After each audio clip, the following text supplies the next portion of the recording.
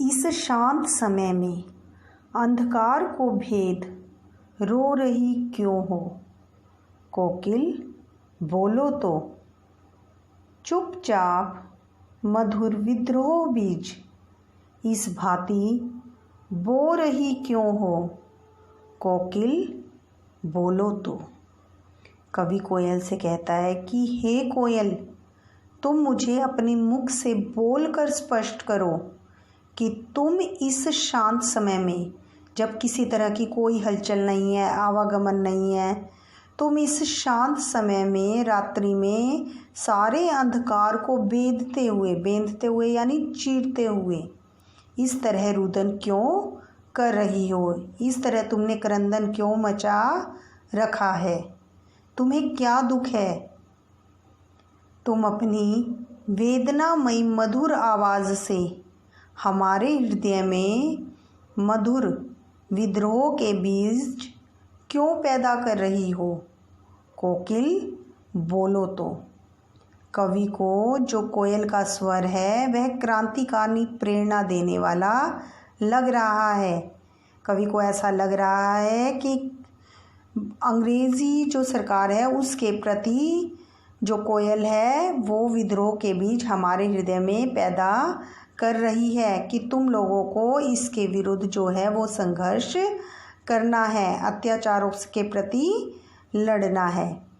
काली तू रजनी भी काली, शासन की करनी भी काली।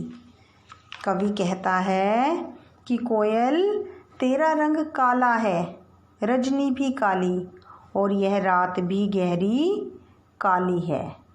शासन की करनी भी काली, और दूसरी तरफ जो ब्रिटिश शासन है उसकी करतूतें भी काली हैं। काली है यानी ये अत्याचार करते हैं। काली लहर कल्पना काली, मेरी काल कोठरी काली।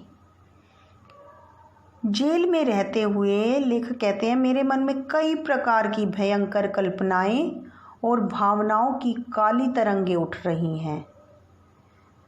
मेरी काल कोठरी काली, मेरी काल कोठरी जिसमें मैं बंद हूँ वह भी अंधकारमयी अर्थात काली है। टोपी काली, कमली काली, मुझे ओढ़ने के लिए दी गई जो टोपी और कंबल है उसका रंग भी काला है। मेरी लोह श्रृंखला काली, मुझे बांधने वाली जो लोहे की जंजीरें हैं वे भी काले रंग की हैं। लोह श्रृंखला का अर्थ है लोहे की जंजीरें।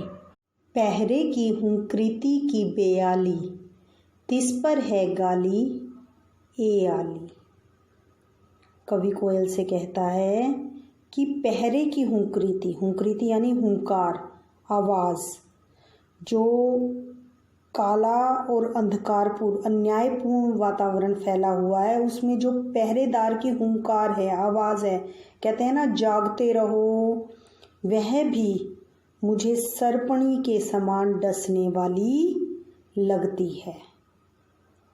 तिस पर है गाली, तिस पर यानी उस पर है गाली, इतना अन्याय होने पर भी मुझे जेल के सिपाहियों द्वारा गालियाँ सुनने को मिलती है। इस पूरे पद्यांश में जो काली विशेषण का प्रयोग किया गया है वह 3 अर्थों में किया गया है। सबसे पहले काला रंग जो कि कोयल का रंग हो गया, रात का रंग हो गया, टोपी कंबल और जंजीर का रंग हो गया। दूसरा अन्यायपूर्ण जो शासन, अंग्रेज शासन व्यवहार करता है। और तीसरा है भयानक, जो सोच है वह भी भयानक हो चुकी है।